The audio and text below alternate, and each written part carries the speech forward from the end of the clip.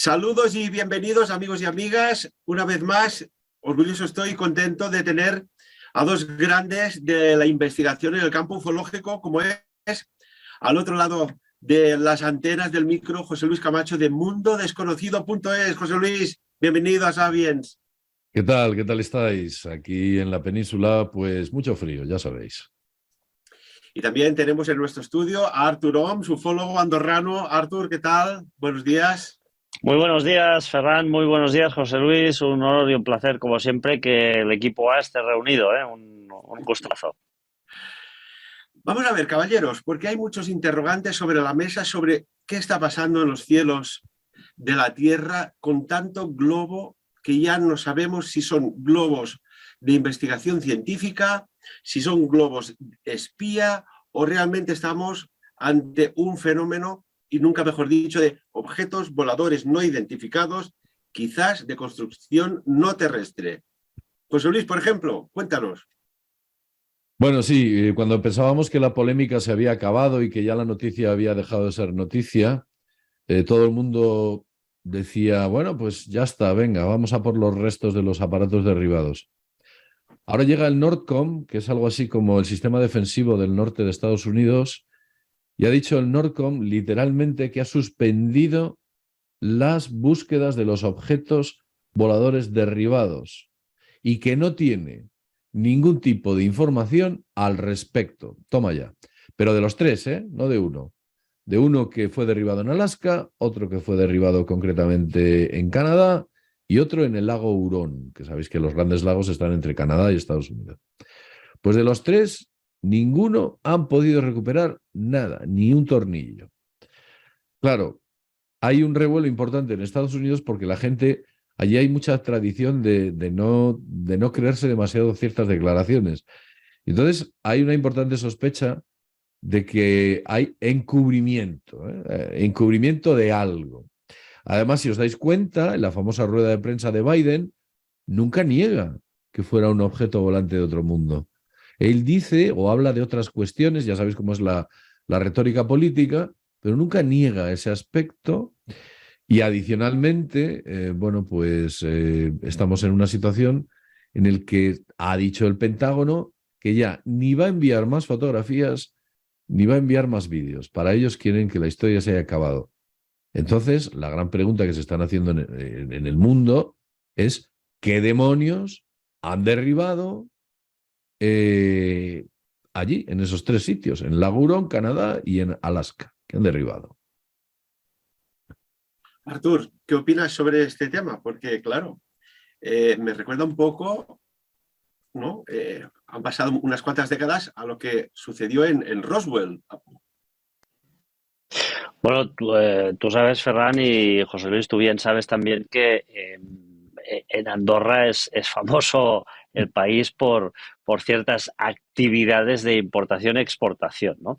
Entonces, bueno, que ahora esto ya es imposible porque ya los precios ya se han equiparado, estamos ya prácticamente dentro de la Unión Europea, pero hace muchos años esto era algo prácticamente muy común, ¿no?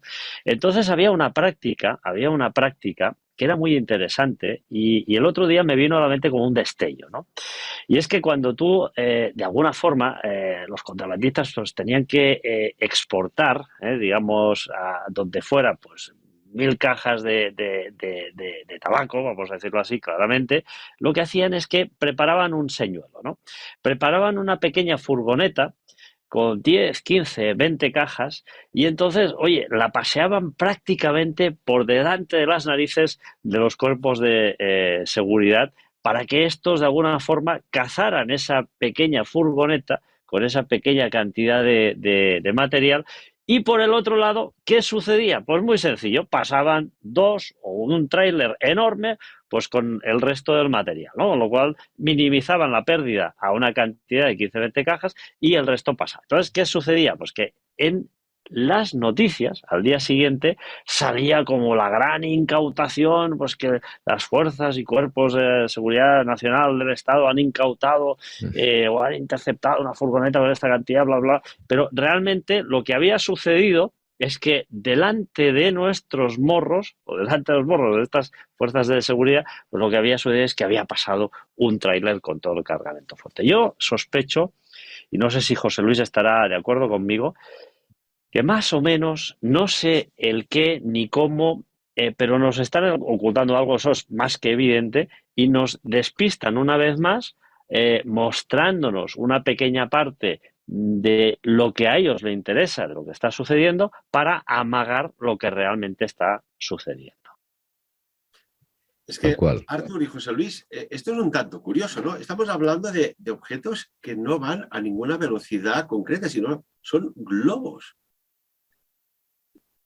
O hay algo más aquí y se nos está diciendo que son globos y no son globos, porque uno ya entra en una confusión que si dices, me creo lo que se cuenta oficialmente, pues bueno, es eso, pero hay algo en la trastienda que no nos cuadra, ¿verdad? No, en absoluto. Además, valoremos una cosa. Primero, el que cae en Alaska, y esto ya lo he contado, pero lo voy a contar brevemente. El que cae en Alaska, según las declaraciones de los testigos, es un cilindro de color plateado. Cilindro. O sea, y no era un globo. ¿Por qué? Porque así es identificado como no globo debido a la velocidad y a la altitud que iba a 12 kilómetros de altitud, ¿eh? Y a la velocidad que iba, que eso era imposible para un globo y las características tampoco lo eran. Parece ser que iba en contradirección del viento. Bueno, hay una serie de factores que hacen pensar que no era un globo. Y es derribado. Bueno, derribado. En realidad utilizan los pilotos la palabra desintegrado. Ha sido desintegrado. No sé, en vez de desinflado o explotado. Bueno, el que derriban luego, posteriormente en Canadá, los pilotos dicen, o las primeras declaraciones, que era un octógono en forma de 8 lados. Claro, y octógono oscuro, ¿eh? Octógono oscuro. Y todo el mundo se queda así pensando, dice, un octógono oscuro que también iba a una enorme altitud, 12.000 metros, y bueno, pues es derribado. Y del tercero, el lago Hurón, ya de ese no se sabe ni la forma, ni el tamaño, ni nada.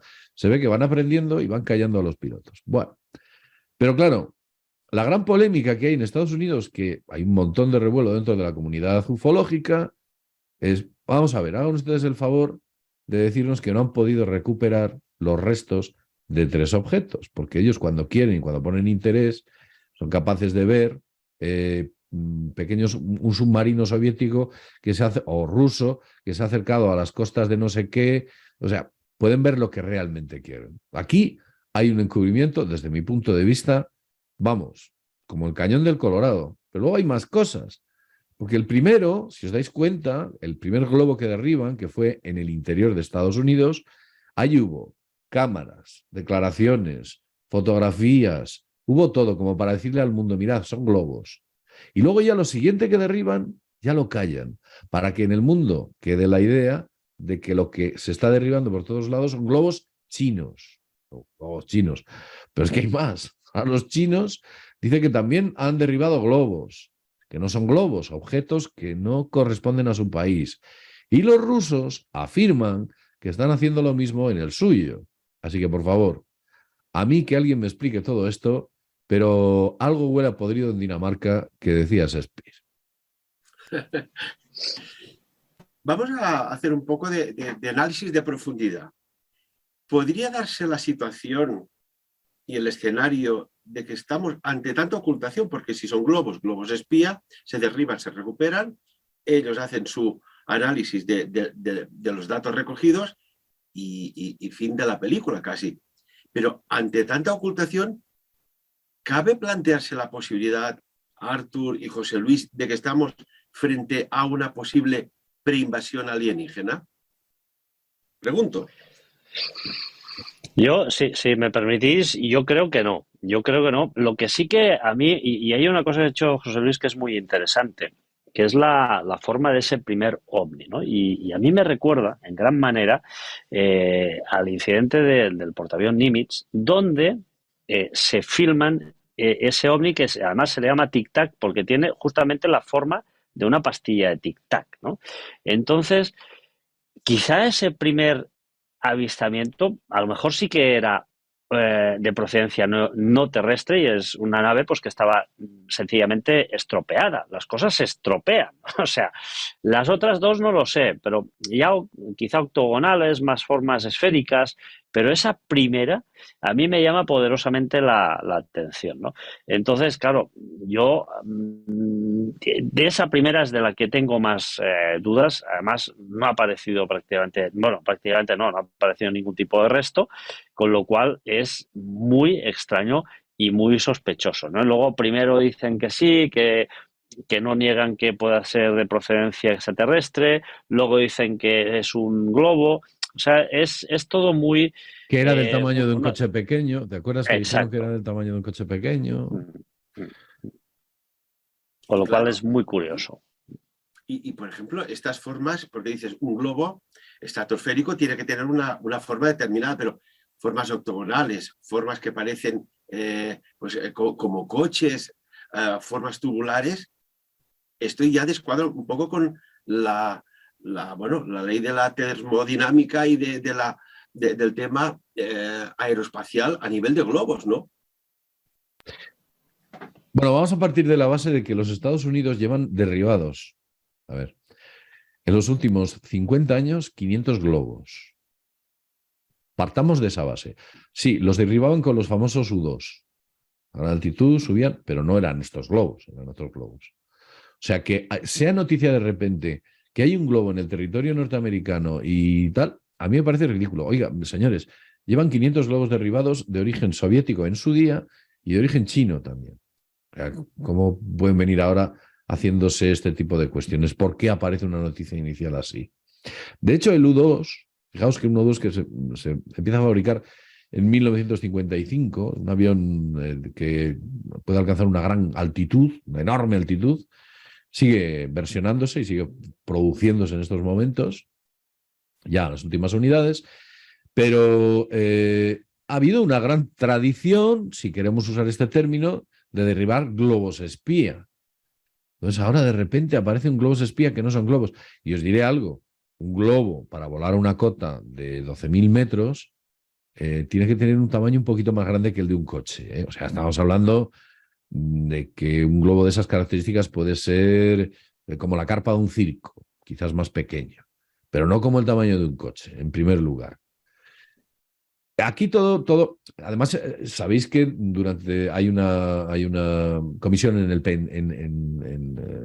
Estados Unidos, una comisión de investigación sobre los UAP, en el cual han salido, hay cientos de informes, de avistamientos ovnis por parte de pilotos, y los pilotos, los tic-tac, que ha dicho muy bien Artur, y los pilotos dice que, bueno, que van a una increíble velocidad, que giran 90 grados sin despeinarse, que pueden coger una enorme altitud en pocos segundos, o al revés, perderla en pocos segundos.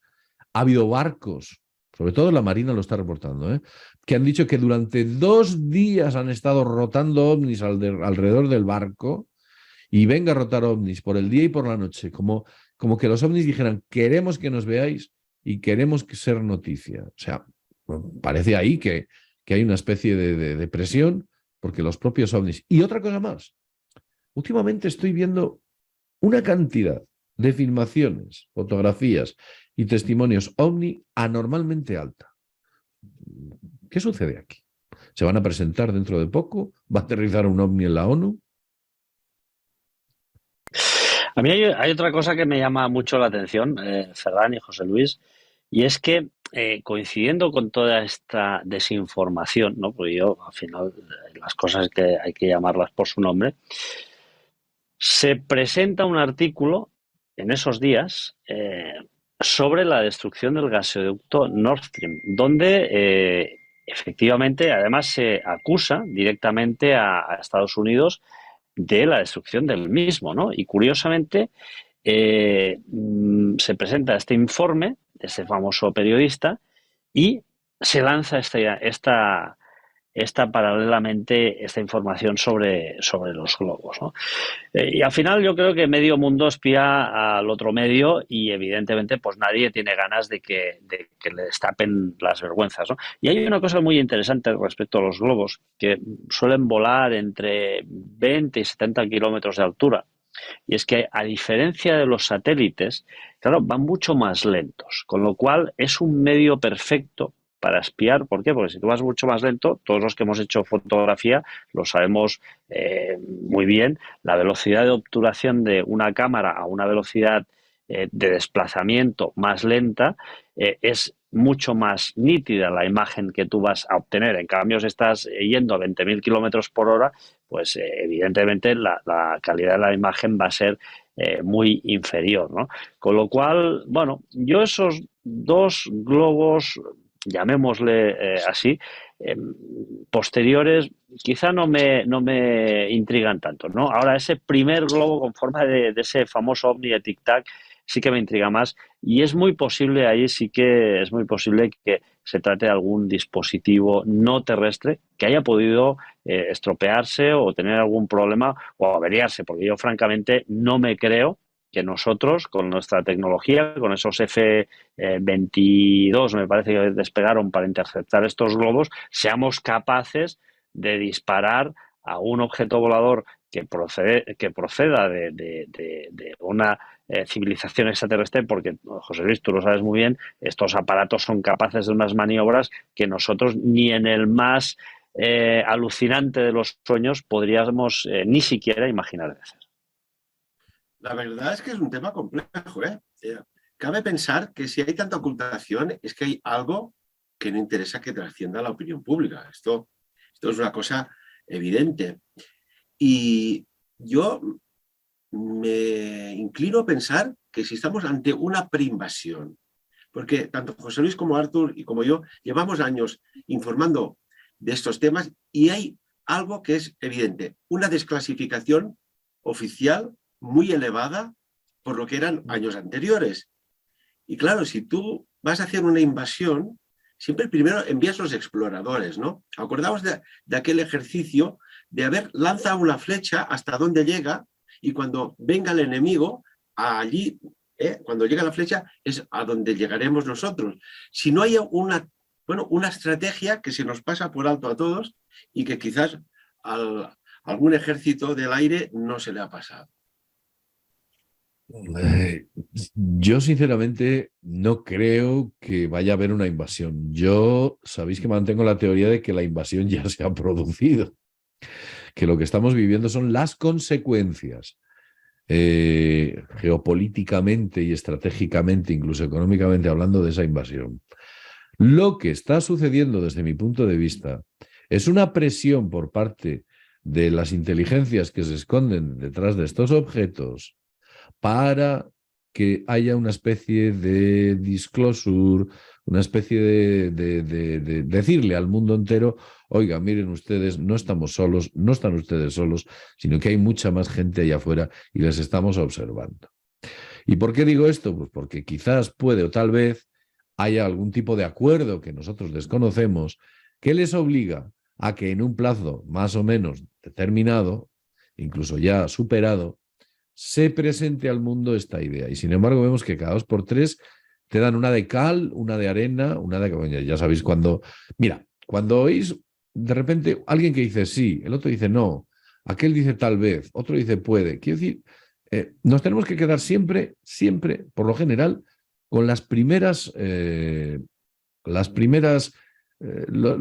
noticias que salen, ¿no? Las primeras noticias que salen. Y aquí en las primeras noticias que salen, lo que allí se ha derribado, si se ha derribado algo, porque como no hay grabación, tampoco podemos considerar que ha habido un derribo. ¿Y si no lo ha habido? ¿Y si el objeto ha simulado un derribo? ¿O ni siquiera ha sido acertado? O sea, no sabemos nada.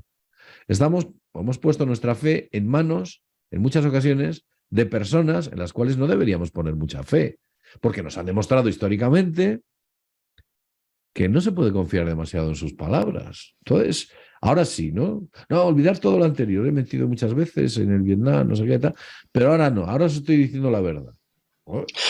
Sí, además, José Luis, lo que estás diciendo me cuadra perfectamente porque, bueno, ayer justamente yo estaba de viaje y me suena el timbre un podcast nuevo de MUFON, ¿no? Entonces lo pongo. Y resulta que hace nada, escasos días, el gobierno norteamericano ha vuelto a desclasificar una serie de informes donde esta vez se relata la agresividad de los ovnis. Es decir, se relatan, me parece, son unos 70 casos donde militares, civiles, otras personas que han tenido encuentros de tercera fase con estos visitantes, algunos les llaman amigos del espacio, yo les llamaría enemigos del espacio, resulta que ahí se ha recopilado desde todo, desde cánceres hasta erupciones en la piel, náuseas, vómitos, malestares. Se ha elaborado un informe con más de 70 casos de personas que han sufrido graves secuelas después de un encuentro ovni. Por lo tanto, yo creo, José Luis, que más bien nos están preparando también para que de una vez por todas, pues ya esto sea algo que tengamos que aceptar, porque al final no sé exactamente cómo ni de qué manera, pero quizá esta película, ¿no?, La Guerra de las Galaxias, no esté tan lejos como podamos llegar a pensar. Vamos a ver si hay una civilización más avanzada que evidentemente tendría que, a través de unos conocimientos de los puentes de Epstein-Rosen, de abrir y cerrar, pues bueno, lo que llamamos Stargaze, ¿no? Que no sea que nos están borrando un pasado o un presente y se nos pasa por alto, ¿sabes? Porque ¿cuántas personas dicen, ¿cómo es que la gente no despierta? ¿Cómo es que está pasando esto y nadie responde? Vamos a ver si estamos ante ¿sabes? Es como si grabas algo y dices, mira, de aquí a aquí, esto lo borramos, y hay como pues unos estadios de un alter vu, déjà vu, que vas un poco como perdido. Y después hay otra noticia que me gustaría que comentarais de un extraño cometa, el ZTF. ¿Qué está pasando con este cometa, José Luis y Artur? Bueno, el cometa ZTF, el C2022, es un cometa que no parece un cometa. Y vosotros diréis, bueno, ¿por qué no parece un cometa? Vamos a ver, todos los cometas, cuando llegan a un punto determinado de proximidad al Sol, todos, dejan una cola, y pueden tener una forma determinada. Este cometa no deja cola, no la deja. Entonces, no se sabe qué es, porque al no dejar cola, ¿qué composición tiene? Y otra cosa es que la forma de ese cometa parece ser esférica. Esto es lo que han debido registrar, bueno, pues una serie de satélites japoneses que han estado observando el cometa, que no es cometa, y están todos un poco, bueno, pues boquiabiertos y diciendo, oiga, mire usted, nosotros hemos visto muchos cometas, pero esto no es algo que se mueve ahí, en el cielo, va en esta dirección, una gran velocidad, pero no lo es. Y además nos recuerda bastante a lo Oumuamua. ¿Os acordáis de aquel enorme objeto que entró en el sistema solar y que luego hizo un cambio repentino de rumbo y que se marchó hacia hacia los confines del universo? Pues esto es algo parecido. Tiene una dirección de cometa, pero sus características son de algo totalmente distinto. ¿Qué demonios es eso? No, sí, está claro, Ferran, que es más que evidente que el cosmos, el universo es enorme y por lo tanto las naves espaciales existen, las naves espaciales se acercan a la Tierra y sería de alguna forma, digo yo, absurdo pensar que las naves espaciales tienen que tener una forma que nosotros podamos interpretar como seres humanos, ¿no? Cuando a mí me dicen, no, es que el Oumuamua es una piedra, ¿no? O es una especie de sábana de minerales. No, señores. El Oumuamua varios científicos ya han dicho que esto era una parte de una nave espacial y evidentemente no hay nada más absurdo y más ilógico de alguna forma que pensar que, bueno, que una nave pues tiene que ser como nosotros podamos interpretar, ¿no? Es que al final nos gustaría incluso que el Oumuamua lo podíamos rescatar y que incluso llegáramos a ver ahí pues Made in Júpiter o Made in Venus, ¿no? Alguna cosita así que nos diera más pistas. O sea que estoy completamente de acuerdo con lo que dice José Luis. Estamos rodeados de muchos objetos de los cuales desconocemos absolutamente la procedencia. O sí que la conocemos, sabemos cuál es la procedencia, pero no la podemos identificar de forma muy concreta y más concisa. Bueno, de hecho, el astrónomo de Harvard, Avi Loeb, Oumuamua, era una nave intergaláctica. Oiga, que ya no lo decimos nosotros, ni el vecino de al lado, ni la de la carnicería. Lo dice un astrónomo de Harvard. Bueno, y para finalizar, querría también que opináis a ver qué está pasando, porque los campesinos están hasta las narices. Dicen, el tiempo nos anuncia que va a llover y en seco aparecen unas extrañas avionetas y se disipan las nubes. Y en Maryland, también en Estados Unidos, está pasando un fenómeno muy, muy sospechoso. ¿Qué está pasando? Pues que les está cayendo un polvo blanco no identificado y les está literalmente llenando los coches, las calles, los toldos, y está hasta arriba toda aquella zona de Maryland, una especie de talco blanco que todavía no ha debido ser analizado debidamente, pero en base a lo que deben saber ya, parece ser que debe estar conformado con partículas de aluminio. Entonces, otra gran pregunta, ¿de dónde viene este polvo blanco que está llenando la ciudad de Maryland? ¿De dónde vienen estas cosas? Que todo esto es surrealista. Oye, me gustaría hacer un breve apunte sobre Alvin Loeb, el astrónomo que has hablado. Un brevísimo. ¿Sabéis que le han metido un montón de millones para que investigue, mirad qué, firmas tecnológicas en el sistema solar? Alvin Loeb. Le han dado un montón de millones hace poco. ¿Por qué?